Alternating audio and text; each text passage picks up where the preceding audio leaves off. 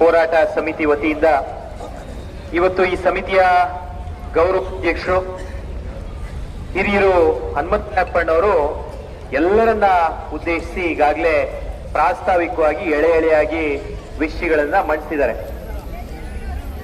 ಈ ತಾನೇ ಕಾರ್ಯಕ್ರಮಕ್ಕೆ ಪರಮ ಪೂಜ್ಯ ಗುರುಗಳಾದಂತಹ ಮಂಗಳನಾಥ ಸ್ವಾಮೀಜಿಯವರು ಆಗಮಿಸಿದ್ದಾರೆ.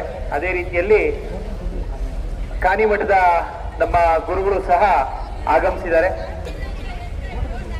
ಕಾರ್ಯಕ್ರಮದಲ್ಲಿ ಹೋರಾಟ ಸಮಿತಿಯ ಎಲ್ಲಾ ಪದಾಧಿಕಾರಿಗಳು, ರಾಜಕೀಯವಾಗಿ ಮಾಜಿ ಶಾಸಕರಾಗಿರುವಂತಹ ವೆಂಕಟರಮಣಯ್ಯನವರು ಮತ್ತು ನಮ್ಮ ಮುನೇಗೌಡರು, ಹರೀಶ್ ಗೌಡರು ಹಾಗೂ ಎಲ್ಲ ರಾಜಕೀಯ ಪಕ್ಷಗಳ ಮುಖಂಡರು ಬಂದಿದ್ದಾರೆ ಮತ್ತು ಎಲ್ಲ ಕನ್ನಡ ಪರ, ದಲಿತ ಪರ, ರೈತ ಪರ ಹೋರಾಟ ಸಂಘಗಳು ಸಹ ಈ ಕಾರ್ಯಕ್ರಮಕ್ಕೆ ಕೈ ಜೋಡಿಸಿದ್ದಾರೆ. ಇವತ್ತು ಹೋರಾಟದ ಬಗ್ಗೆ, ನಡೆಯ ಬಗ್ಗೆ ಈಗಾಗಲೇ ನಮ್ಮ ಹನುಮಂತರಾಯಪ್ಪನವರು ತಿಳಿಸಿದ್ದಾರೆ. ರಾಜ್ಯದಲ್ಲಿ ನಮ್ಮ ಜಿಲ್ಲೆಯಲ್ಲೇ ನಿಮ್ಮೆಲ್ಲರಿಗೂ ಮಾದರಿಯಾದಂತಹ ಹೋರಾಟ ದೇವನಹಳ್ಳಿ ತಾಲೂಕಲ್ಲಿ ಈಗಾಗಲೇ ಚನ್ನರಾಯಪಟ್ಟಣ ಹೋಬಳಿಯಲ್ಲಿ ನಾವೆಲ್ಲ ಕೆಡಿಬಿ ವಿರುದ್ಧವಾದಂತಹ ಹೋರಾಟವನ್ನ ನೋಡಿದ್ದೀವಿ. ಮಾನ್ಯ ಮುಖ್ಯಮಂತ್ರಿಗಳು ಆ ಅಕ್ವಿಸಿಷನ್ ಅನ್ನ ಕೈಬಿಟ್ಟಂತಹ ಪ್ರಸಂಗವನ್ನ ಸಹ ನೋಡಿದ್ದೀವಿ. ಇನಿಷಿಯಲ್ ಪ್ರಪೋಸಲ್ ಅನ್ನ ಏನು ಮೀಟಿಂಗ್ ಅಲ್ಲಿ ಇಟ್ಟು ಕೆಡಿಬಿ ಸ್ಪೆಷಲ್ ಡಿಸಿ ಅವರು ಈ 2100 ಎಕರೆ 5 ಗ್ರಾಮಗಳ 2100 ಎಕರೆಯಲ್ಲಿರುವಂತಹ ರೈತರನ್ನ ಒಕ್ಕಲಿಸುವಂತ ಕೆಲಸಕ್ಕೆ ಏನ್ ಕೈ ಇಟ್ಟಿದ್ದಾರೆ, ಈ ವಿಷಯ ನಮ್ಮ ಹೋರಾಟ ರಚನೆಯಾಗಿ ಹೋರಾಟಗಾರರೆಲ್ಲ ಕೈ ಜೋಡಿಸಿ ಇವತ್ತು ಉತ್ತಮವಾದಂತಹ ಹೋರಾಟವನ್ನ ಕಳೆದ ತಿಂಗಳಿಂದ ನಡೆಸ್ಕೊಂಡ್ ಬರ್ತಾ ಇರುವಂತದ್ದು. ಅಹೋರಾತ್ರಿ ಧರಣಿಯನ್ನ 43ನೇ ದಿನ ಇವತ್ತೇನು ಅಹೋರಾತ್ರಿ ಧರಣಿ ಬೆಳವಂಗ್ಲ ಗ್ರಾಮದ ಕಂದಾಯ ಅಧಿಕಾರಿಗಳ ಕಚೇರಿ ಮುಂದೆಗಡೆ ಏನು ಧರಣಿಯನ್ನ ಮುಂದುವರಿಸಿಕೊಂಡು ರೈತರ ಹೋರಾಟವನ್ನ ಉತ್ತಮ ರೀತಿಯಲ್ಲಿ ಇವತ್ತು ಮಾಡ್ತಿರುವಂತದ್ದು.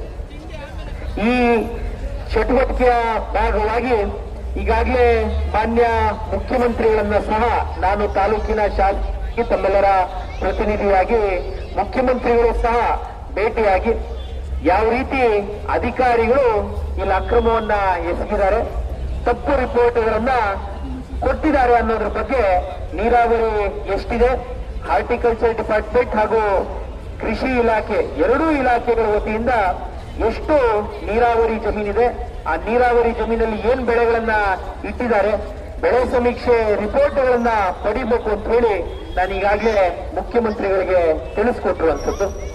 ಅದೇ ರೀತಿಯಲ್ಲಿ ಕಂದಾಯ ಇಲಾಖೆಯ ಅಧಿಕಾರಿಗಳ ವತಿಯಿಂದ ಈ ಎಲ್ಲ ಗ್ರಾಮಗಳ FID ಇರುವಂತಹ ರೈತರ ಸಂಪೂರ್ಣ ಮಾಹಿತಿಯನ್ನ ಈಗಾಗಲೇ ಒದಗಿಸಿ ನಾವು ಅಧಿಕಾರಿಗಳಿಗೆ ನೀಡಿರುವಂತದ್ದು.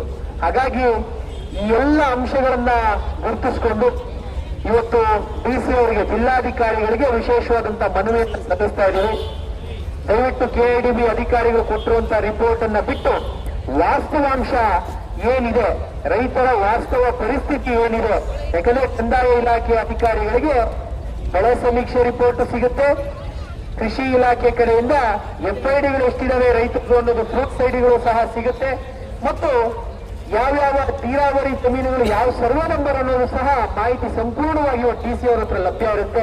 ಅದರ ಅನುಗುಣವಾಗಿ ಈ 5 ಗ್ರಾಮಗಳ ರಿಪೋರ್ಟ್ ಅನ್ನ ತಯಾರು ಮಾಡಿ ಸರ್ಕಾರದ ಗಮನಕ್ಕೆ ಸಲ್ಲಿಸಬೇಕು ಅನ್ನುವಂತ ಒಂದು ಬೇಡಿಕೆಯನ್ನ ಇಟ್ಕೊಂಡು ಇವತ್ತು ಹೋರಾಟ ಸಮಿತಿಯ ಗೌರವಾಧ್ಯಕ್ಷರು, ಅಧ್ಯಕ್ಷರು, ಕಾರ್ಯಾಧ್ಯಕ್ಷರು ಹಾಗೂ ಇಡೀ ಸಮಿತಿಯವರು ಇಲ್ಲಿ ಬಂದಿರುವಂತದ್ದು.